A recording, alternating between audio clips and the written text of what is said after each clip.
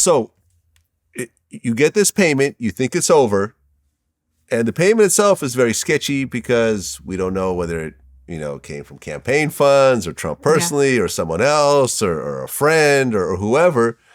But then, right before the election, on January 12, 2018, the Wall Street Journal ran a story about this, which includes the $130,000, it includes Michael Cohen, it includes the NDA.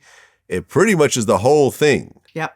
And this is not In Touch Weekly. This is the Wall Street Journal, which is considered a completely legitimate publication that checks its sources, true journalism, everything. So when it comes out on that platform, you can't say this is whatever. Yeah. When that came out, what did you think?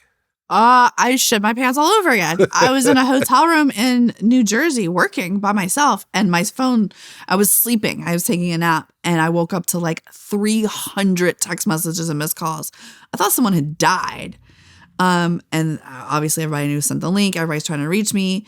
And I was like, this is absolutely not happening. I'm not saying anything.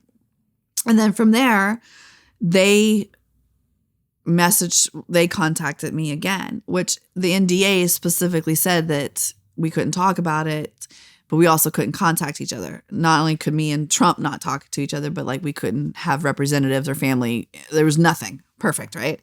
And they wanted me to sign this statement.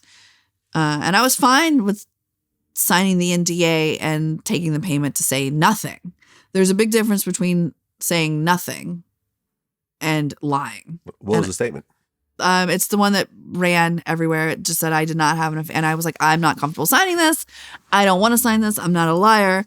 Oh, are you trying to get more money? No, I'm not trying to get more money. I just am not comfortable. I don't know how illegal this is to say something that's not true. I didn't have any legal representation at the time.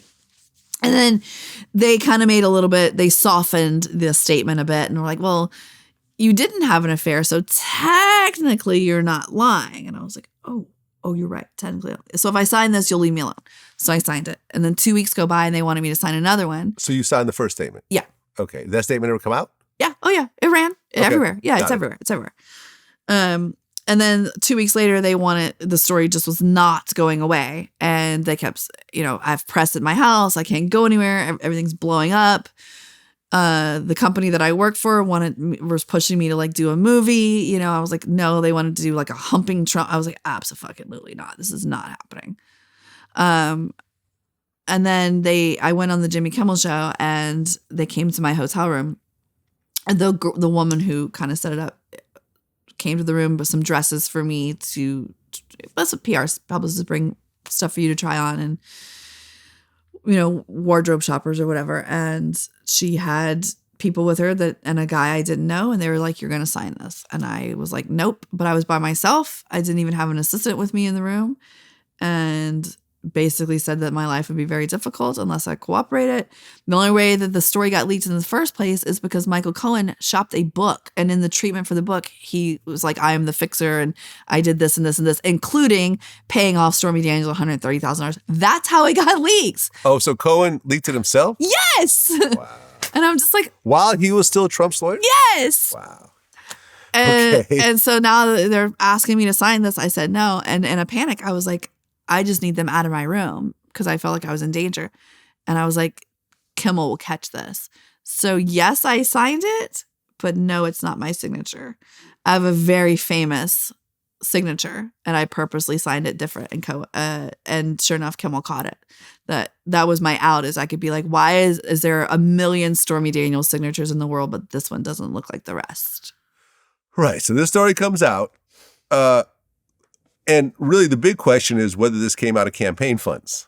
And I don't know. $130,000, right? And Cohen said that he actually paid for you out of his own pocket. Yeah.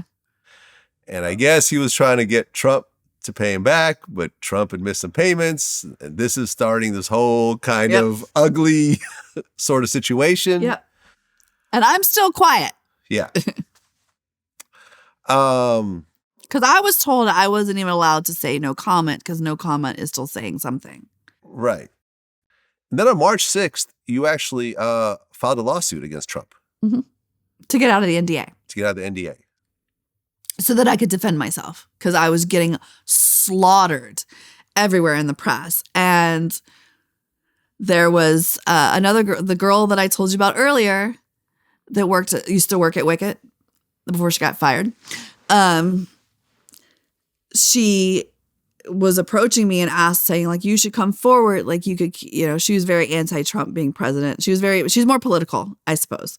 And I just wanted everybody to shut the fuck up so that I could go on with my life. I was in the middle of directing some mainstream stuff which I lost all of it. And I said, I'm absolutely not doing it. I signed an NDA. I don't want any part of this. Oh, you're sure? I said, I signed an NDA. And then the next thing I know, another girl in the business, Olivia, calls me and she's like, Stormy, turn on the fucking TV. And I turn it on and there is that girl telling my story as her own because she thought I would never come forward. But she put her own spin on it and she's fake crying and holding a press conference. And I was just like, oh, this bitch. And so she stole my story and tried to pass it off as her own, even though she was never in that room and it didn't happen to her. And she was playing a victim and saying just a bunch of stuff she had a lot of the key facts right, but some of the most important ones she was very wrong on. And I got pissed and was like, enough of this. I just have like, it's just getting worse and worse and worse and worse.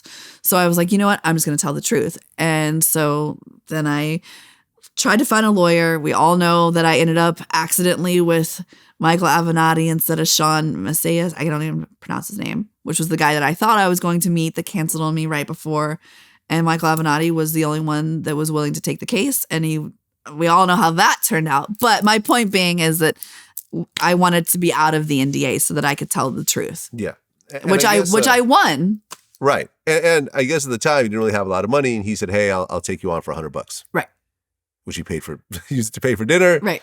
So now you're being represented by Michael Avenatti. Mm-hmm. And his story gets very interesting later on. Okay.